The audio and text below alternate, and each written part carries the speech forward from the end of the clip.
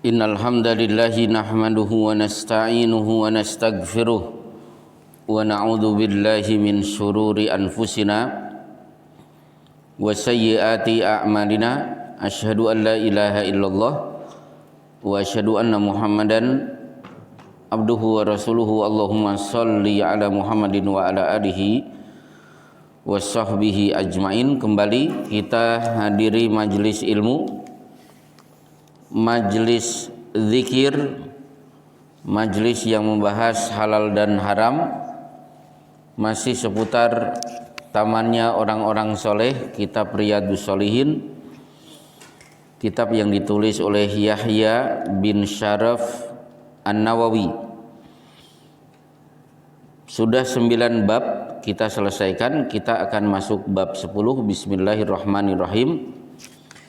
Bisanadi al-muttasil ila Yahya ibni Syaraf An-Nawawi rahimahullahu ta'ala qala babu al-mubadarati ilal khairati wa hathi man tawajjaha li khairin alal iqbali alaihi bil jiddi min ghairi taraddudin. Qala Allahu ta'ala fastabiqul khairat wa qala ta'ala wasari'u ila magfiratin min rabbikum wa jannatin arduhas samawati wal ard uiddat lil muttaqin.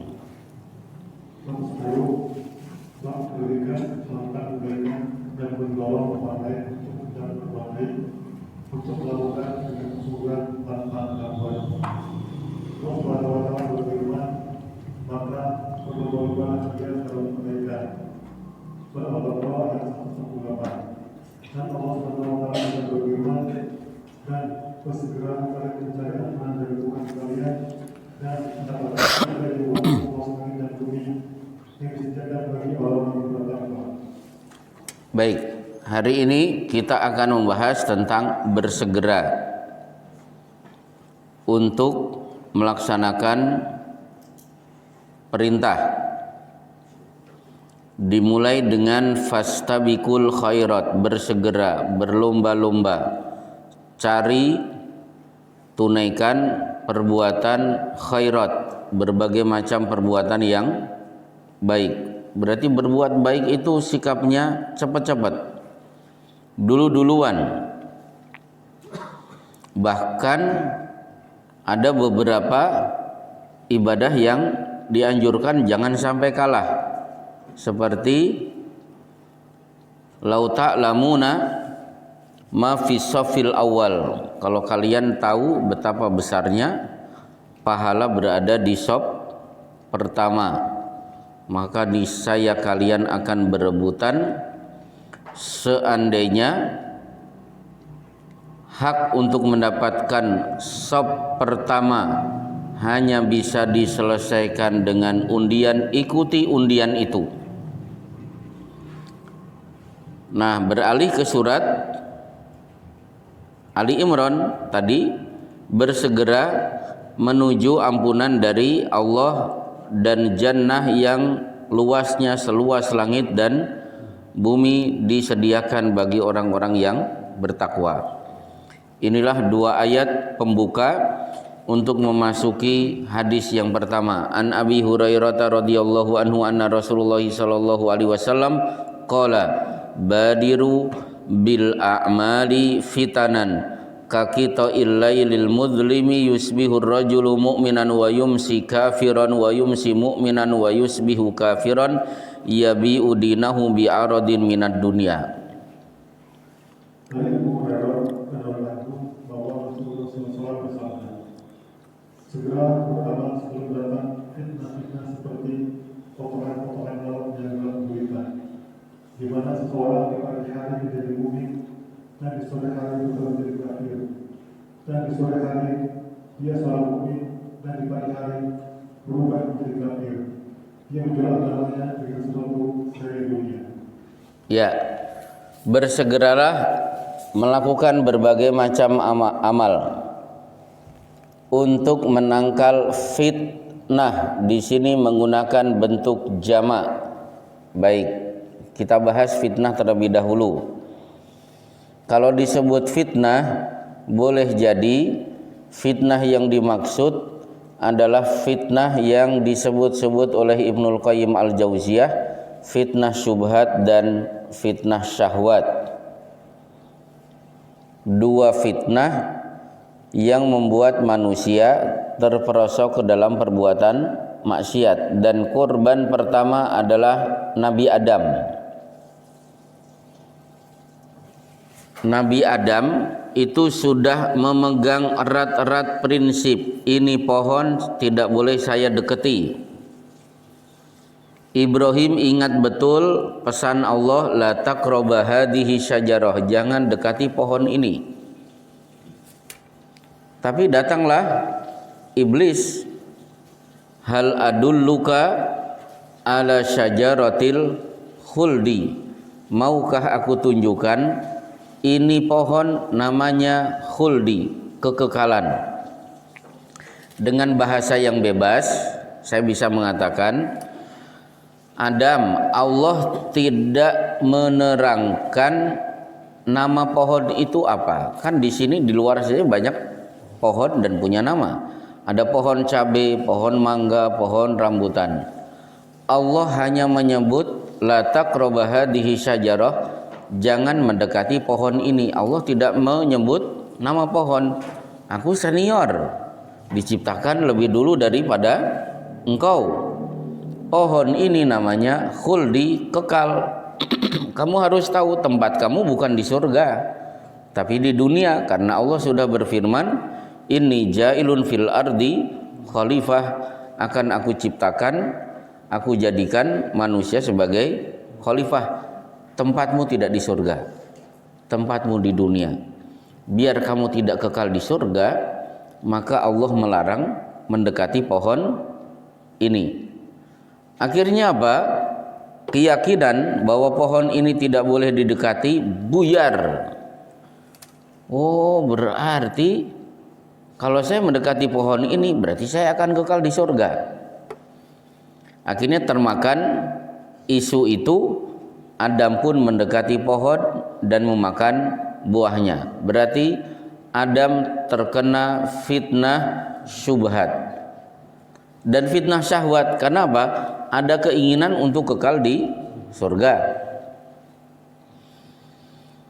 Contoh, kenapa banyak teman-teman kita masuk Kristen? Karena program kristenisasi, disodorkan fitnah syubhat dan fitnah syahwat. Pendeta datang, bapak-bapak coba buka Quran. Ayat kedua di surat Al-Baqarah, dzalika itulah al-kitabu, al-kitab, la raiba, tidak ada keraguan, fihi di dalamnya, hudan, petunjuk, lil muttaqin, bagi orang yang bertakwa. Berarti Al-Quran menyuruh menjadikan Alkitab sebagai petunjuk, sementara pendeta itu kan pegangannya adalah Alkitab. Berarti bapak-bapak harus baca ini. Dibacakan lagi, kul, katakanlah wahai Muhammad, a'udzu, aku berlindung, bi rabbin nas, kepada Tuhan manusia. Coba agama apa yang punya Tuhan dari kalangan manusia? Kalau tidak kita kaum Nasrani meyakini Yesus Kristus sebagai manusia, sebagai Tuhan. Nah, itu berarti fitnah syubhat.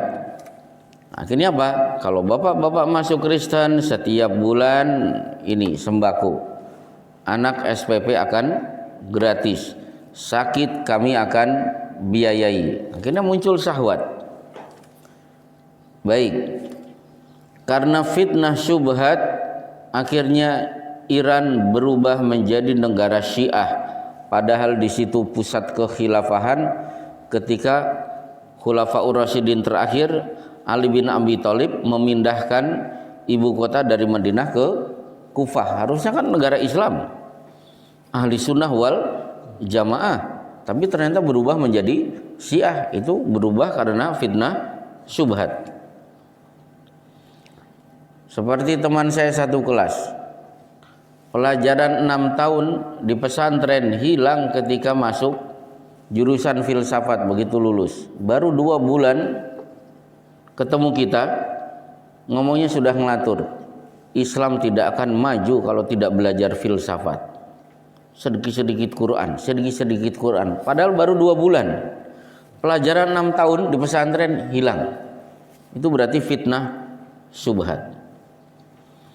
Nah, kemarin saya ngisi pengajian, ada jamaah bertanya, bukankah Allah demokratis? Allah itu boleh diprotes, Allah boleh dikritisi. Karena Allah berfirman, inni ja'ilun fil ardi khalifah, akan aku jadikan manusia sebagai khalifah di muka bumi. Rencana Allah mau menciptakan manusia, ditanggapi malaikat, ataj'alu fiha may yufsidu fiha wa yasfikud dima, apakah engkau akan menjadikan manusia yang menjadi khalifah di muka bumi padahal punya potensi menumpahkan darah? Kenapa tidak kami saja malaikat? Kan kami rajin bertasbih, bertahmid dan mensucikan namamu. Berarti malaikat protes, berarti Allah boleh dikritisi. Maka saya sampaikan kepada penanya, buka tafsir Ibnu Katsir, buka tafsir Jalalain. Dibuka, ternyata Ibnu Katsir menerangkan ini bukan sikap protes para malaikat, tapi sikap bertanya, ingin tahu hikmah dibalik kenapa Adam yang dipilih menjadi khalifah di muka bumi. Jadi bukan protes. Baik, jadi hati-hati dengan fitnah, maksudnya fitnah syubhat dan fitnah syahwat. Nanti di bab-bab selanjutnya kita ketemu hadis tentang fitnah, fattaqud dunya wattaqun nisa fa inna awwala fitnati bani Israila kanat fin nisa. Hati-hati dengan dunia, hati-hati dengan wanita, karena rusaknya orang-orang Yahudi pertama kali karena fitnah wanita. Maka Umar bin Khattab meminta putranya, ceraikan istrimu. Karena begitu menikah, ternyata kualitas iman Ibnu Umar itu merosot tajam. Begitu tidak diceraikan, Umar langsung menghadap Rasulullah, ya Rasulullah, anakku tidak mau mengikuti perintahku. Akhirnya anaknya dipanggil, ceraikan istrimu demi mentaati perintah ayahmu. Karena Umar itu memiliki basirah, pandangan mata yang sangat tajam. Baik. Nah, jadi siapa yang memperbanyak amal, satu amal yang dia tunaikan itu akan menutup satu pintu fitnah subhat dan fitnah syahwat. Sudah otomatis begitu. Baik, hadis pertama selesai, kita masuk hadis kedua.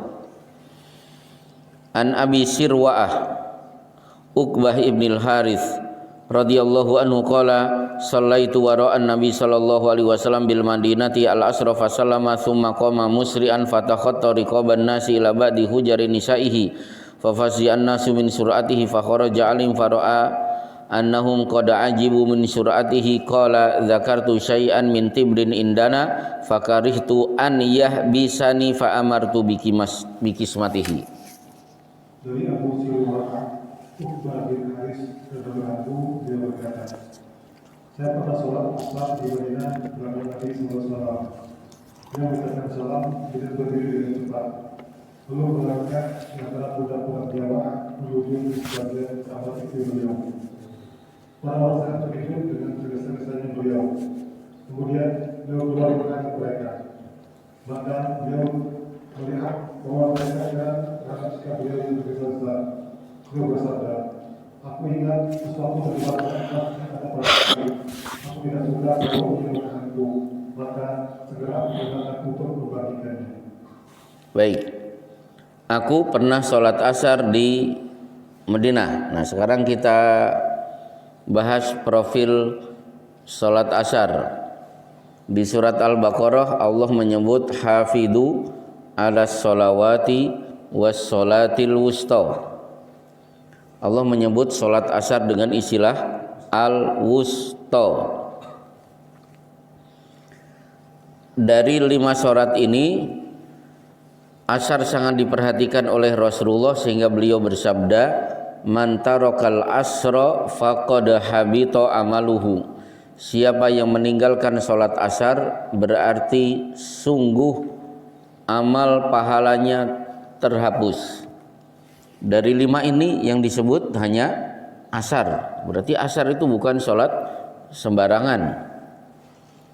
Pada masa Rasulullah, untuk membedakan mana mukmin dan munafik itu bisa juga dilihat dari salat asarnya.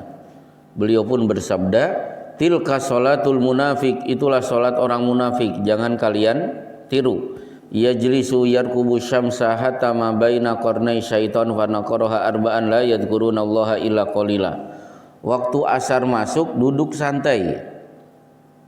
Entar begitu matahari sudah hampir tenggelam berada di antara 2 tanduk setan, buru-buru menyelesaikan 4 rakaat dengan cepat, akibatnya tidak ingat kepada Allah kecuali sedikit. Nah, berkenaan dengan salat asar, maka inilah salat nomor urut kedua yang diwajibkan oleh Allah kepada kaum muslimin. Ketika Rasulullah awal-awal dakwah, perintah salat adalah ya ayyuhal muzammil qumil laila illa qalila. Perintah salat tahajud. Berjalan 3 tahun, akhirnya turun surat Al-Muzammil ayat akhir memerintahkan memberitahu mulai hari ini tahajud tidak wajib. Hukumnya sunnah, tapi tetap wajib bagi Rasul. Yang wajib apa? Wasbir nafsaka ma'al ladina yada'una rabbahum bil ghadati wal asyi. Salat pagi dan salat sore. Akhirnya perintah sehari semalam salat 2 kali, subuh dan asar. Berjalan beberapa waktu, turunlah perintah Isra dan Mi'raj, sehingga sehari semalam 5 waktu. Tapi semuanya 2 rakaat kecuali maghrib. Berarti duhur 2, asar 2, maghrib 3, isya 2, subuh tetap 2. Begitu pindah ke Madinah, yang 2 menjadi 4, kecuali subuh, tapi diminta surat yang dibaca agak lebih panjang. Baik, nah berkenaan dengan asar, itu juga bagian dari cara atau syarat kita bisa melihat Allah secara jelas nanti pada hari kiamat. Karena Rasulullah bersabda, innakum satarawna rabbakum kama tarawna hadzal qamar la tudamuna fi ru'yatihi. Nanti kalian hari kiamat bisa melihat Allah sejelas melihat bulan di malam purnama ini. Fa in istata'tum alla taglibu ala salatin qabla tulu'i syamsi wa qabla ghurubiha.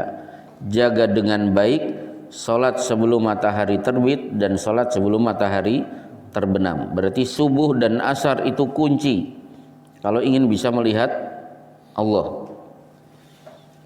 Kalimat pertama selesai, kami pernah salat asar bersama Nabi. Begitu salam, ternyata beliau tidak duduk berzikir, tapi langsung berdiri tergopoh-gopoh. Tidak hanya itu, melangkahi pundak-pundak jamaah yang dituju sebagian rumah istrinya. Seisi masjid kaget, ini ada apa Rasulullah? Urusan selesai, beliau balik lagi ke masjid, melihat jamaah masih kelihatannya kebingungan, beliau segera mengklarifikasi, baru saja saya ingat ternyata ada potongan emas yang belum aku keluarkan zakatnya. Akhirnya aku perintahkan seseorang untuk menyelesaikan zakat emas ini. Baik, pelajaran dari hadis ini berarti satu, Rasulullah ketika sholat ingat emasnya, dan itu biasa. Jadi jangan ada kesan begini, namanya sholat khusyuk itu nggak ingat apa-apa kecuali Allah, salah besar. Karena Rasulullah sedang sholat, ternyata tahu Ali datang, maka Ali mengatakan, kuntu inda Rasulillahi madkhalan, sehari saya bertemu 2 kali dengan Rasulullah. fa idza dakhaltuhu wa huwa yusalli tanahnahali. Kalau saya ngetuk pintu sementara beliau sedang sholat sunnah di rumah, beliau berdehem, berarti tahu Ali datang. Bahkan di Sahih Bukhari di Kitabus Shalah, terkadang sebagian sahabat sambil sholat sambil memikirkan strategi perang, karena perang sedang berkecamuk, sementara sholat jangan dilupakan, tidak boleh ditinggalkan. Sambil sholat sambil ingat ini habis sholat strategi kita apa, dan itu tidak merusak kekhusyuan sholat seseorang. Baik, hadis pelajaran kedua, berarti Rasulullah lupa, belum menyelesaikan zakat. Berkenaan dengan lupa, berapa kali Rasulullah lupa? Di Bulughul Maram, beliau lupa sholat asar 2 rakaat. Beliau lupa sholat duhur tidak duduk at-tahiyat awal. Beliau lupa sholat duhur 5 rakaat. Di Sahih Bukhari sudah sawu sufufakum, tiba-tiba beliau terdiam dan bersabda ala makanikum, tetap berdiri di tempat kalian, jangan bergeser. Beliau pulang. Begitu balik lagi ke masjid, Rasulullah tidak ngomong, tapi para sahabat semuanya sudah tahu. Yakturu ra'sahu ma'an, terlihat air menetes dari rambut beliau. Berarti beliau pulang dalam rangka Bapak Agus mandi junub. Berarti lupa belum mandi junub, padahal sudah sawusufufakum. Ada yang pernah lupa belum mandi junub? Rasulullah pernah. Jadi lupa itu biasa. Lupa itu sesuatu yang melekat pada diri manusia. Maka orang Arab mengatakan summiyal insanu linisyanihi. Manusia itu disebut insan karena punya peluang lupa. Karena kalau kata insan dibuka di kamus bahasa Arab, terjemahannya mungkin manusia, mungkin lupa. Pak Prapto berapa kali seumur hidup pernah lupa? Pasti jawabannya lupa. Saya sudah lupa berapa kali saya lupa. Nah, itulah manusia. Baik, nah, berarti Rasulullah lupa. Masalah ketiga, dari sini bertubrukan antara setelah selesai idealnya apa? Duduk dulu berzikir. Tapi Rasulullah juga punya kepentingan, ini zakat tidak boleh ditunda-tunda. Maka disinilah bagian dari aulawiyat. Kan ada fikih ibadah, ada fikih muamalah, kemudian ada fikih nazilah. Fikih nazilah itu membahas fikih tidak terjadi pada masa Rasulullah. Hari ini kasusnya ada, itu namanya fikih nazilah. Seperti jual beli online, operasi merubah kelamin, kemudian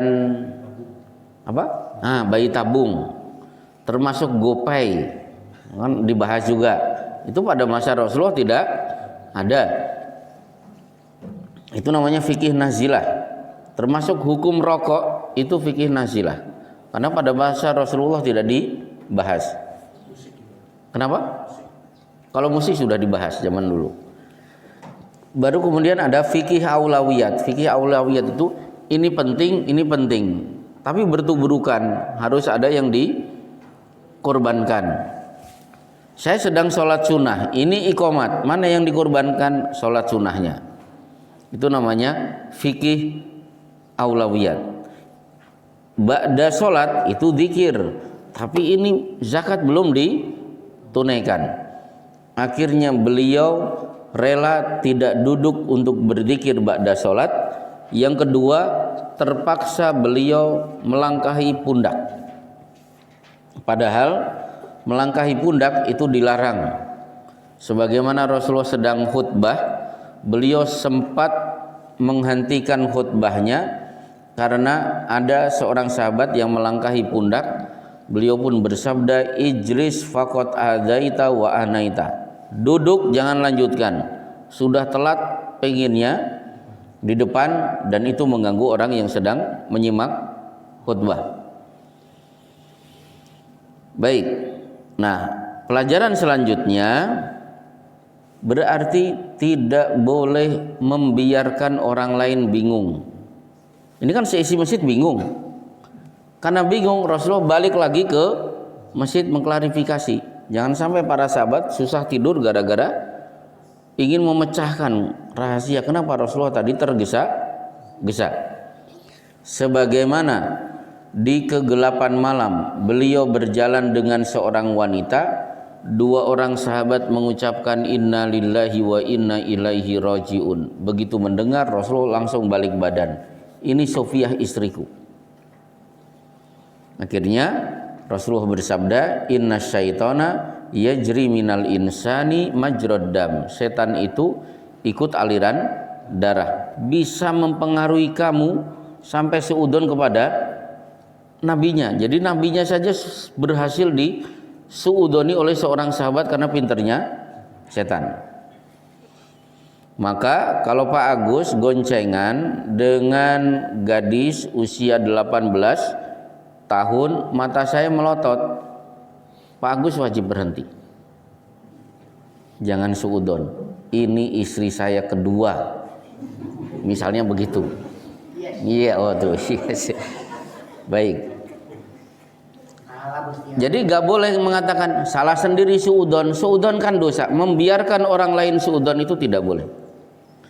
Maka di Syarah Arba'in An-Nawawiyah, Imam Nawawi meriwayatkan perkataan Umar bin Khattab, jangan kalian berdiri di tempat yang membuat orang suudon kepada Anda. Itu gak boleh. Contoh begini, Pak, nanti malam mau tidak ikut saya ke Bogor? Oh iya, baik. Kira-kira saya nunggu di mana? Jadi sepanjang jalan itu ada alternatif di mana Bapak itu berdiri menunggu temannya yang bawa mobil untuk pergi ke Bogor. Misalnya ada alternatif, di situ ada gedung Islamic Center, ada gedung pondok pesantren, ada kantor Majelis Ulama Indonesia. Kalau dia berdiri nunggunya di situ bagus. Tapi kalau berdirinya di tempat gelap, banyak pelacur yang lalu lalang di situ, maka bisa saja kalau temannya lewat melihat, loh bapak-bapak ini kan aktivis pengajian, kok malam-malam berdiri di sini. Akhirnya orang kan kemudian suudzon, maka dilarang dia berdiri di situ meskipun dia tidak bertujuan untuk mencari WTS itu.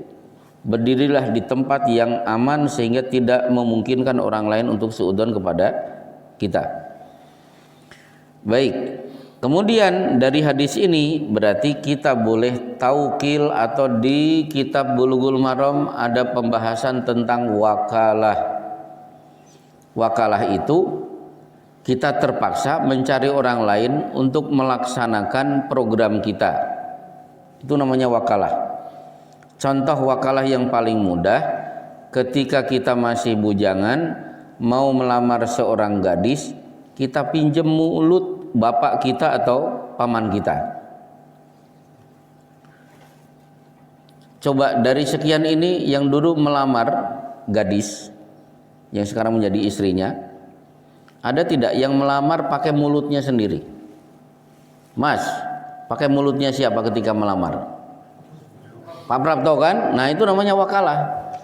Wah jago betul kalau ada laki-laki datang, Bapak saya kemari bermaksud semoga Allah mengabulkan keinginan cita-cita saya untuk menjadi pendamping putri dari Bapak. Kelihatannya jarang. Biasanya minta mulut orang lain. Itu namanya wakalah. Termasuk Rasulullah meminta Unes pergi ke sana, interogasi perempuan itu, kalau betul dia berzina, kamu yang menjadi ketua tim pelaksana untuk merajam wanita itu. Rasulullah tidak bisa langsung datang. Nah, termasuk urusan zakat, fa amartu bikismatihi, aku meminta seseorang untuk ngurusi zakat ini sehingga bisa dibagi kepada yang berhak. Itu namanya wakalah. Selesai hadis kedua. Hadis ketiga. An Jabir radhiyallahu anhu qala rajulun lin nabi sallallahu alaihi wasallam yauma uhudin ara'aita in qutiltu fa aina ana qala fil jannah fa alqata maratin kunna fi yadihi tsumma qatala hatta qutila. Dari Jabir radhiyallahu anhu dia berkata, seseorang bertanya kepada Nabi SAW, tahu kepadaku, beritahulah padaku di manakah saya jika saya terbunuh. Beliau menjawab, di surga. Maka dia melemparkan beberapa putri kurma yang ada di tangannya, kemudian berperang hingga dia terbunuh. Ya, jadi sahabat ini tidak disebut sedang makan kurma. Lewatlah Rasulullah. Ya Rasulullah, mau mana? Mau pergi ke medan Uhud. Pertanyaan orang ini adalah, kalau saya terbunuh, saya di mana? Cukup satu kata, al-jannah. Reaksinya apa? Sisa kurma yang masih ada di tangan dibuang, dia meluncur dan akhirnya mati terbunuh. Coba pelajaran pertama dari hadis ini. Satu, Gunung Uhud. Gunung terbaik itu tetap Gunung Uhud. Gunung Uhud, gunung yang banyak disebut-sebut oleh Rasulullah Shallallahu Alaihi Wasallam. Kenapa terbaik? Satu, beliau pernah melewati Gunung Uhud dan bersabda kepada para sahabat, "Hada jabalun yuhibbuna wa nuhibbuhu." Gunung ini mencintai kita, maka kita juga wajib mencintai gunung ini. Rasulullah sering menjadikan Gunung Uhud sebagai tamsil. Ibnu Mas'ud yang kakinya ditertawakan, beliau bersabda, lahuma athqalu fil mizani min Uhudin. Kedua kaki Ibnu Mas'ud yang kecil yang kalian tertawakan, beratnya di sisi Allah melebihi beratnya Gunung Uhud. Kemudian nanti ada hadis juga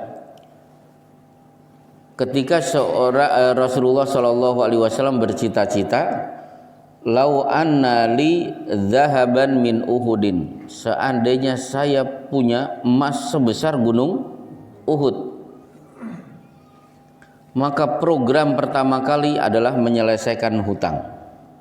Bukan umrah dulu, bukan beli rumah dulu. Yang terpikir oleh Rasulullah, sebesar gunung Uhud emas itu saya gunakan untuk segera menyelesaikan utang piutang, menggunakan kalimat Gunung Uhud.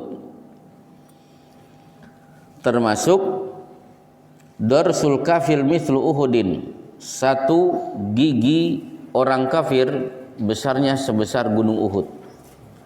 Jadi orang kafir itu tubuhnya besar nanti pada hari kiamat. Kalau kita kan situluhu situna diroan, tinggi badan kita itu 60 hasta. Sementara orang kafir satu giginya saja sebesar Gunung Uhud di Sahih Muslim dan Musnad Imam Ahmad. Ini menunjukkan fisik orang kafir pada hari kiamat jauh lebih besar daripada fisik orang beriman. Tapi beratnya kalah. Beratnya kalah. Karena apa?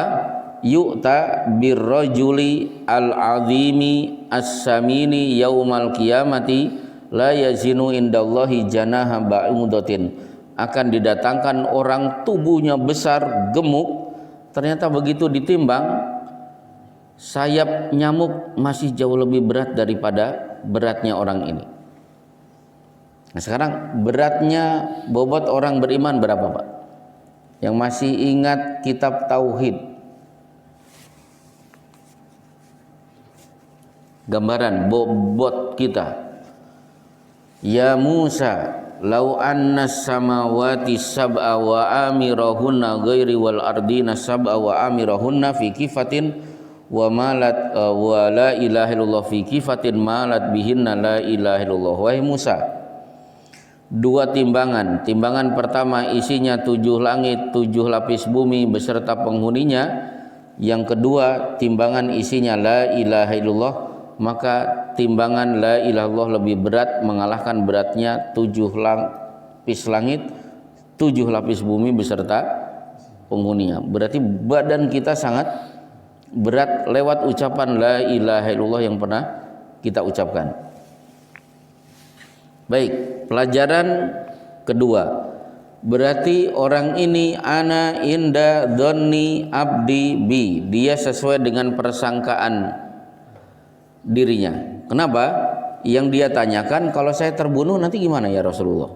Al jannah. Akhirnya betul, meluncur berperang, dia terbunuh juga.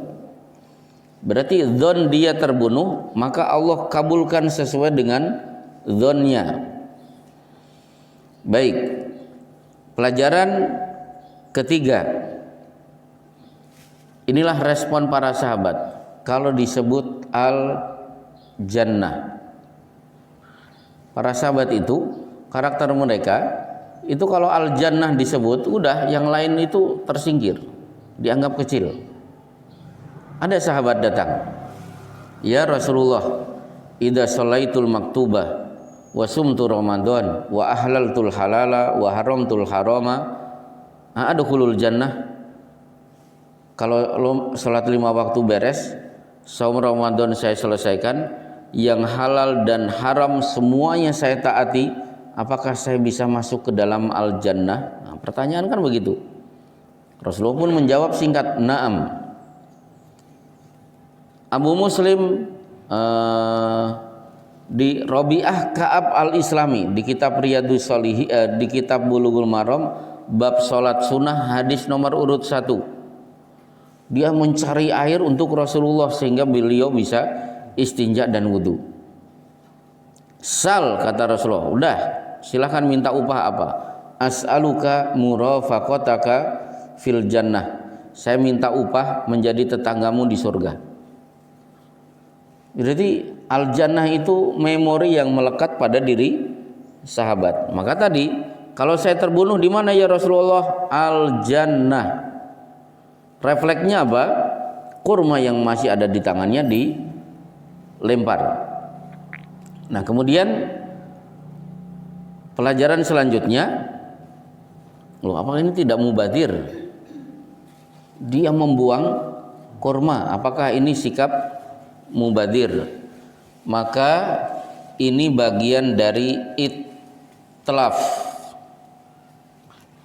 Itlaf itu membuang, membinasakan, menghancurkan. Saya beri contoh. Cecak dikejar kucing. Cara menyelamatkan dirinya apa? Cecak rela ekornya dilepas. Betul dia cacat, tapi cecak akhirnya selamat. Begitu kucing melihat ini gerak-gerak, lumayan lah ini, anggap aja uang muka. Itu namanya itlaf.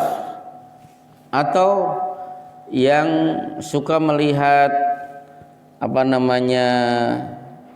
YouTube peperangan itu, Pak, ketika pesawat musuh lewat kepergok oleh intelijen, akhirnya dipencet rudal Tomahawk mengejar pesawat itu.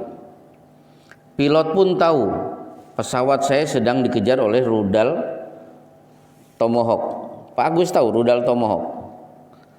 Rudal Tomahawk itu dipencet, dia akan lari sesuai dengan alamat yang sudah dimasukkan ke layar komputer. Itu rudal Tomahawk.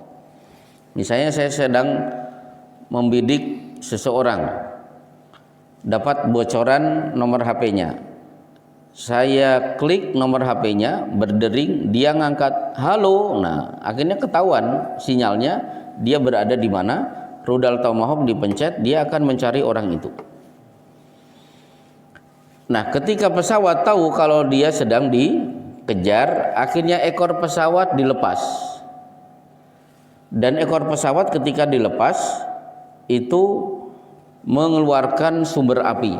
Nah, rudal Tomahawk akhirnya mengejar itu pesawat, meskipun dia rugi tapi dia akan selamat. Itu namanya itlaf. Termasuk orang yang terpaksa diamputasi, kalau tidak Bapak akan mati. Penyakit akan terus menjalar ke seluruh tubuh. Itu namanya itlaf. Nah, termasuk ini, kalau kok saya harus menghabiskan kurma, akhirnya ketinggalan pasukan. Kalau ketinggalan pasukan, akibatnya sebagaimana di kitab Riyadhus Shalihin di bab tobat, hadis paling panjang di bab tobat.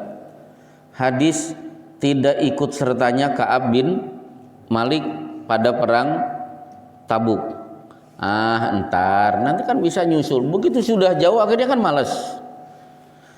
Nah, jadi dia terpaksa membuang kurma itu. Karena kalau kurma masih ada di genggaman, justru kurma ini yang membuat dia malas untuk meluncur mengikuti Rasulullah Shallallahu Alaihi Wasallam. Baik, hadis di bawahnya, satu hadis lagi. An Abi Hurairah radhiyallahu anhu qala jaa rajulun ila Nabi sallallahu alaihi wasallam faqala ya Rasulullah ayyu sadaqati a'dhamu ajran qala anta saddaqa wa anta sahihun syahihun tahsal faqra wa ta'mulul ghina wa la tumhil hatta idza balagatil hulqum qulta li fulanin kada wa li fulanin kada wa qad kana li fulanin. Dari Abu Hurairah beliau berkata, sebuah datang pada Nabi SAW dan bertanya, ya Rasulullah, sedekah manakah yang paling besar pahalanya? Beliau menjawab, engkau bersedekah ketika engkau dalam keadaan sehat dan kikir. Engkau mengharapkan kekurangan dan mengharapkan kecukupan. Dan engkau tidak menundanya hingga nyawa sampai tenggorokan yang mana engkau akan berkata, untuk bulan sekian, untuk bulan sekian. Padahal waktu itu kata telah menjadi milik Tuhan atau orang lain. Ya, sekarang kita hubungkan dengan yang ada di kitab Tawdihul Ahkam Syekh Abdullah Al-Bassam tentang sedekah terbaik.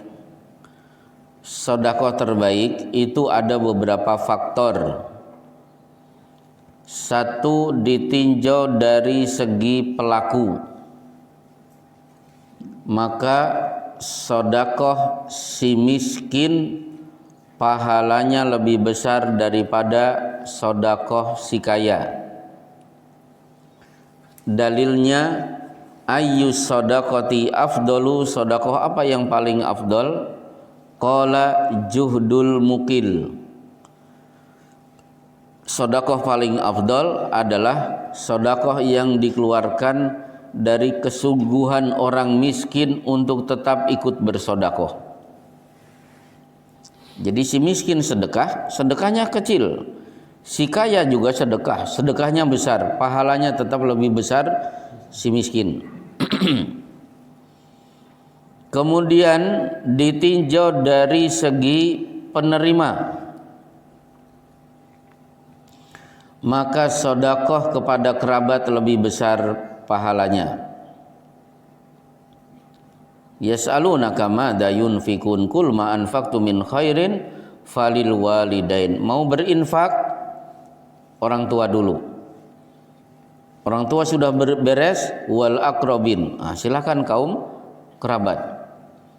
Kalau sudah beres, ya baru baksos, wal yatama wal masakin wabni sabil, cari anak yatim, orang miskin dan musafir yang kehabisan bekal. Nanti akan ketemu di bab-bab selanjutnya, dinarun anfaqtahu fi sabilillah wa dinarun anfaqtahu fi raqabatin wa dinarun tasaddaqta ala miskin wa dinarun anfaqtahu ala ahlika. 1 dinar untuk jihad, 1 dinar untuk membebaskan budak, 1 dinar untuk si miskin, 1 dinar untuk istri dan anak. A'dhamuha ajran dinarun anfaqtahu ala ahlika, yang paling besar dari 4 ini, 1 dinar engkau infakkan memenuhi kebutuhan keluargamu, istri dan anakmu. Baik, kemudian yang ketiga ditinjau dari segi harta yang dikeluarkan. Kalau tadi pelaku penerima harta. Lan tanalul birra hatta tunfiqu mimma tuhibbun. Berarti berinfak dari harta yang dia cintai. Tapi tolong jangan tatorruf, jangan ekstrim. Bapak punya apa? Kendaraannya, mobil, sini infakan. Kan ada kan Ustaz begitu? Akhirnya jadi miskin itu kalau ngikuti begitu. Duit di ATM paling besar mana? Di BCA. Berapa? 1 miliar. Udah infakan. Nah itu gak benar. Saya berikan contoh, memberikan harta yang dia cintai tanpa tatorruf. Pagi-pagi saya masak bikin sop sapi, masih panas, aromanya Masya Allah. Akhirnya sisihkan 1 mangkok untuk tetangga kita, berikan sekarang juga. Berarti saya sedang berinfak dari sesuatu yang saya sukai. Jangan sampai begitu sore kok belum habis, angetin, kirim ke tetangga. Berarti dia berinfak dengan sesuatu yang dia tidak sukai. Jadi bukan berarti tanah kita lepas kemudian mobil kita lepas, itu keliru. Karena innaka intadaro agniya antadaro warasataka agniya khairul laka min antadarahum alatan yatakaffafunan nas. Kamu mati meninggalkan anak istrimu dalam keadaan kaya dengan harta waris lebih baik daripada jor-joran bersedekah, ujung-ujungnya istri dan anakmu jadi miskin. Kemudian yang keempat, ditinjau dari segi cara.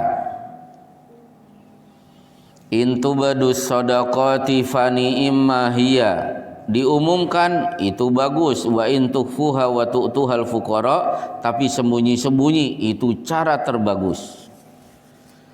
Jadi saya umumkan sedekah saya, membuat orang lain ikut sedekah, itu bagus. Tapi sembunyi-sembunyi itu jauh lebih bagus. Seperti alhamdulillah saya dapat hadiah kitab dari teman saya, kitab Al-Atqiya Al-Akhfiya, kumpulan kisah orang yang bertakwa dan suka menyembunyikan amal soleh. Di situ ada riwayat Ali Zainal Abidin, berarti cicit Ali bin Abi Thalib. Ya termasuk habaib kalau sekarang. Orang-orang tahu, orang-orang miskin tahu kalau dia yang bersedekah itu setelah mati. Jadi kebiasaan malam Ali Zainal Abidin itu manggul gandum beserta makanan plus duit, ngetuk rumah-rumah orang miskin, diketuk, diberikan itu gandum dan uang, sementara mukanya ditutup. Tapi si miskin-miskin tidak tahu ini yang suka ngasih siapa. Begitu Ali Zainal Abidin meninggal dunia, orang miskin baru tahu. Sekarang malam-malam nggak ada orang datang lagi.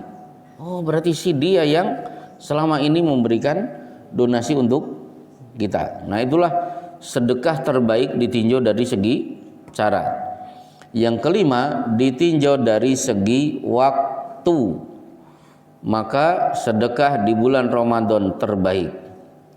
Karena Rasulullah ajwadun nas wa ajwadu makana fi Ramadan. Rasulullah itu orang paling dermawan. Dermawan beliau meningkat ketika bulan Ramadan.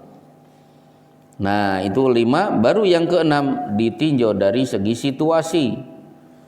Banyak duitnya, badan sehat, sedang banyak cita-cita. Duitnya banyak, sementara punya planning, saya mau umroh plus Turki, saya juga pengen jalan-jalan melihat Mesir, saya juga pengen bangun rumah. Jadi banyak rencana dalam otak. Maka di sini dalam keadaan sehat, kikir, maksudnya apa? Karena saya punya banyak program. Dalam kondisi seperti itu kok dia bersedekah, wah itu sedekah yang terbaik ditinjau dari segi situasi dan kondisi. Jangan sampai telat.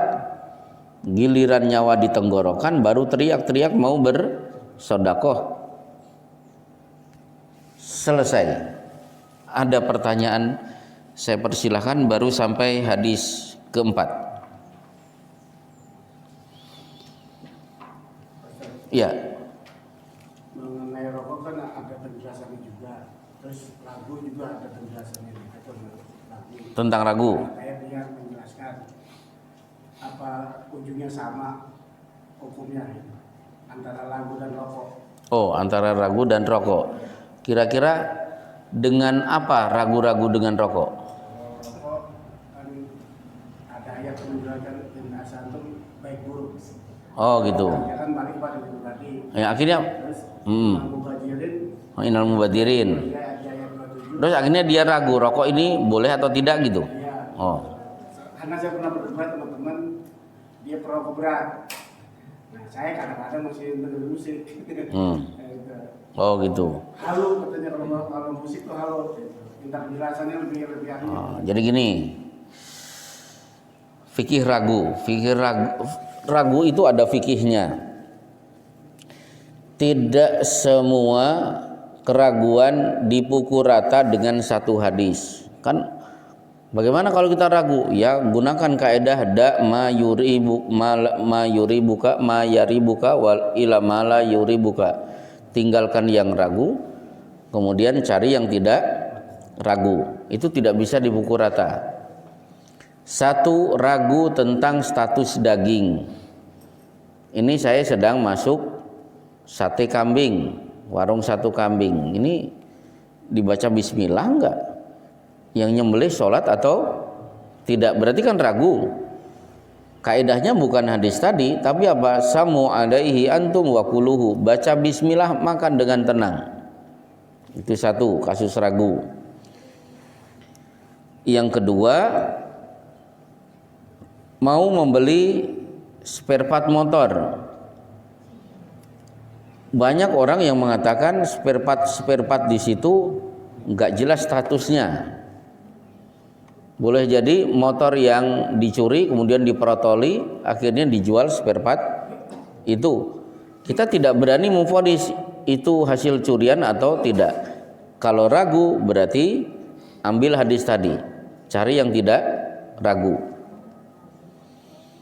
Kemudian saya bingung, ini rakaat kedua atau ketiga? Wah, tinggalkan yang ragu-ragu, berarti gak usah sholat. Salah, sudah ada hadisnya. Apa? Fal yatrahi syak wal yabni ala mastaikona. Buang itu ragu, ambil keyakinan. Berarti dua atau tiga? Anggap aja dua. Kemudian saya bingung, ini hukumnya boleh atau tidak? Sementara hadis ayat tidak ada. Contohnya apa? Kemarin saya ditanya, boleh tidak murid nyontek saat ulangan? Kan nggak ada larangan menyontek, karena pada masa Rasul kan belum ada sekolah. Kan ya, coba Bapak buka Arba'in An-Nawawiyah. Rasulullah sudah memberikan kaidah. Satu, matma'an nabihi qalbuka. Saat nyontek hati Anda tenang tidak? Pasti tidak tenang kan? Tapi ada ya, pertama kali nyontek tidak tenang, kesono-kesononya aman aja saya. Oh, berarti itu gak normal itu. Jadi orang yang nyontek itu pasti tidak tenang. Yang kedua, wa karihta an yattali alaihin nas. Mau tidak perbuatan itu diketahui orang lain? Ya pasti gak mau. Berarti nyontek itu hukumnya haram. Coba orang yang naik KRL tahun 2000-an awal, itu kan belum seperti sekarang peraturannya. Yang tidak beli karcis itu banyak. Sekarang pertanyaannya, naik KRL tidak beli karcis. Satu, dia tenang atau tidak? Ternyata yang tidak beli karcis berdiri padahal di situ kursi kosong. Nengok kanan, nengok kiri. Kalau petugas ada di depan langsung pindah ke gerbong belakangnya. Begitu kereta berhenti langsung turun, lari untuk menuju gerbong depan yang sudah diperiksa. Kenapa? Iya, begitu. Sementara yang punya karcis ada tempat duduk tanpa bismika Allahumma ya udah tidur, tahu-tahu sudah pasar Senen. Berarti tenang. Yang kedua, mau tidak dipergoki petugas? Nggak mau. Ya sudah, berarti tidak beli karcis hukumnya haram. Sama dengan ibu-ibu kalau chatting-chattingan dengan mantan. Apa hukumnya? Nggak ada hadis yang gunakan hadis Arba'in An-Nawawiyah. Tenang tidak? Justru di sini letak ketenangan saya. Berarti nggak benar itu. Ya sudah, kalau yang pertama tidak, berarti yang kedua mau tidak? Apa yang ibu lakukan dipergoki suami? Nggak mau. Berarti udah tutup, delete itu nomor, sudah tidak usah setting-settingan lagi. Nah sekarang rokok. Saya ragu rokok itu halal atau haram. Kalau Muhammadiyah sudah tegas mengeluarkan fatwa haram, NU makruh, Anwar Zahid wajib. Coba dicerabahnya, meskipun dengan nada bercanda, ya saya wajib, kalau gak gini mulut saya kecut. Coba di YouTube-nya kan ngomongnya wajib, meskipun dengan nada berkelakar ya.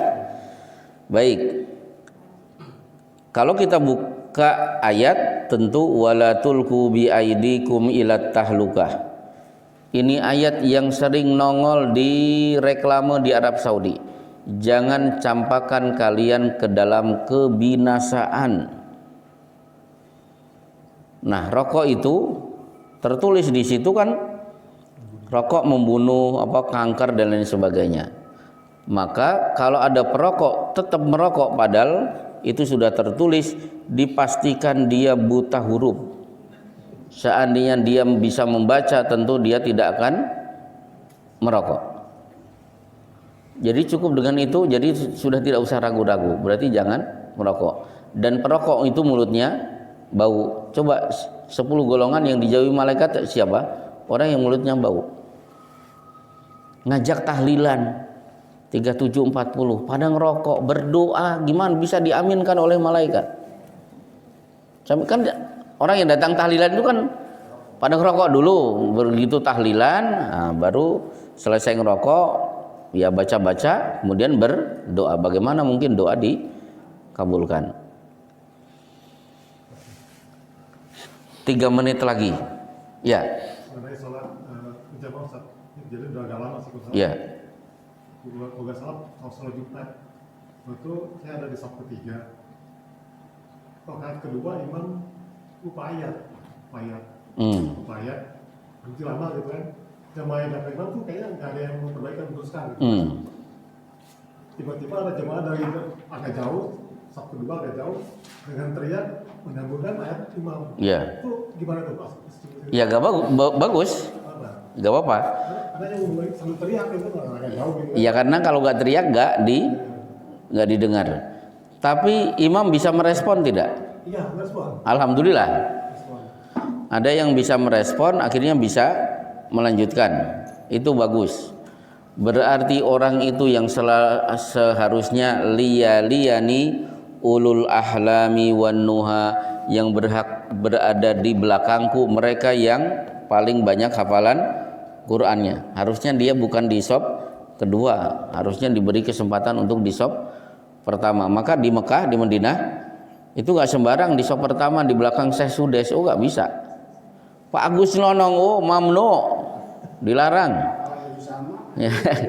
Jadi yang hafal 30 juz, dan itu sudah ditentukan siapa yang berada di belakang Syekh Sudes. Nah, kalau di pesantren saya rahimahullahu, beliau baru meninggal kemarin. Beliau termasuk imam yang bacaannya super panjang. Kalau iqomat berkumandang, pintu terbuka, beliau yang keluar, biasanya santri akan menghirup napas dalam-dalam, siap mental. Ini berdiri agak panjang, lama. Betul, beliau ternyata lupa ayat, diulangi lagi dari ayat pertama.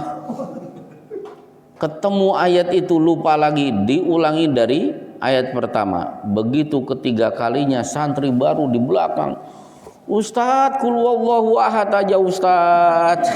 Kasihan. Ya itulah beliau. Akhirnya rahimahullahu, beliau meninggal dunia baru kemarin. Cukup insyaallah. Wa sallallahu ala Muhammad wa ala alihi wa sahbihi wasallim. Subhanaka Allahumma bihamdika asyhadu an la ilaha illa anta astaghfiruka wa atubu ilaik.